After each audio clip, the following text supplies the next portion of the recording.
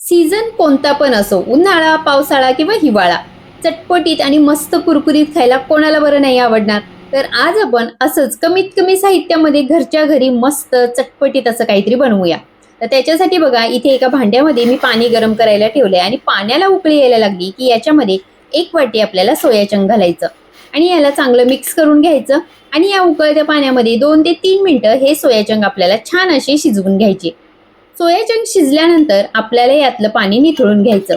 मी हे सोया चंक स्ट्रेनरवरती काढून घेतलेले आहे. त्यातलं पाणी निथळून घेऊया आणि थोडंसं हे गार सुद्धा होऊ द्या. तोपर्यंत याच्यासाठी आपल्याला इथं मसाला तयार करून घ्यायचा. एका बाउलमध्ये मी 2 ते 3 चमचे दही घेतलेले आहे.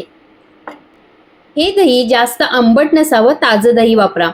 आता याच्यामध्ये आपल्याला पाव चमचा हळद, 1 चमचा गरम मसाला, अर्धा चमचा जिरा पावडर, अर्धा चमचा धना पावडर, थोडंसं आपल्याला ओरिगॅनो घालायचं. थोडंसं तुम्ही इथे चिली फ्लेक्स सुद्धा वापरू शकता. मी 2 चमचे लाल तिखट घातलेले आहे. तुम्ही तुमच्या आवडीनुसार तिखटाचं प्रमाण कमी जास्त करू शकता. आणि चवीनुसार याच्यामध्ये मीठ घालायचं आणि छान असं हे चांगलं मिक्स करून घ्यायचं, जेणेकरून दह्यामध्ये ज्या गुठळ्या असतात त्या मोडल्या पाहिजेत आणि सगळे मसाले मस्त दह्यामध्ये मिक्स झाले पाहिजेत.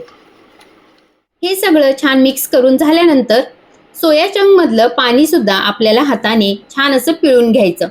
त्याच्यानंतर हे सोया चंक या मसाल्यामध्ये घालायचे आणि त्याच्यावरती आपल्याला 2 चमचे कॉर्नफ्लॉवर घालायचं आणि छान असं याला सुद्धा या मसाल्यांच्या मध्ये मिक्स करून घ्यायचं, जेणेकरून हा मसाला पूर्ण त्या सोया चंकला व्यवस्थित कोट झाला पाहिजे. आता मसाले छान कोट झाले की आपण याला झाकून 10 मिनिटं ठेवून देणार आहोत, कारण हे मसाले आतपर्यंत व्यवस्थित मुरले पाहिजेत. आता याला मी झाकून 10 मिनिटांसाठी असंच ठेवून देणार आहे. 10 मिनिटांनंतर आपण मस्त तेल असं कडकडीत गरम करायचं आणि हे सोया चंक तेलामध्ये सोडायचे आहेत आणि मस्त याला वरून क्रिस्पी कुरकुरीत होईपर्यंत आणि ब्राऊन कलर येईपर्यंत छान असं तळून घ्यायचं. खायला खूप टेस्टी असे हे क्रिस्पी सोया 65 तयार होतात.